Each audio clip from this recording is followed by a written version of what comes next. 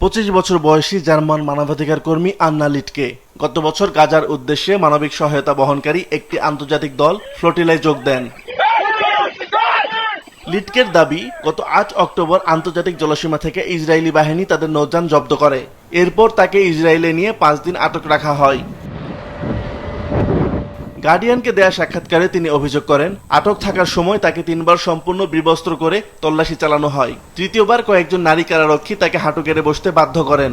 এরপর তার শ্লীলতাহানি করা হয়। যৌন নির্যাতনের শিকার হয়েছেন বলেও দাবি করেন তিনি আরও দাবি করেন, ঘটনার সময় পাশ থেকে পুরুষ কারারক্ষীদের হাসি শব্দও শুনতে পান। তার সন্দেহ, পুরুষ কারারক্ষীরা পুরো ঘটনাটি দেখেছিলেন, এমনকি ভিডিও ধারণ করাও হতে পারে। লিটকের অভিযোগ, এসব নির্যাতনের উদ্দেশ্য ছিল শুধু শারীরিক কষ্ট দেয়া নয়, বরং মানসিকভাবে ভয় দেখিয়ে চুপ করিয়ে দেয়া। আইডিএফ তাদের ইচ্ছাশক্তি ভেঙে দিতে চায়, এমন ভয় তৈরি করতে চায় যেন তারা আর কখনো প্যালেস্টাইন নিয়ে কোনো কথা না বলে।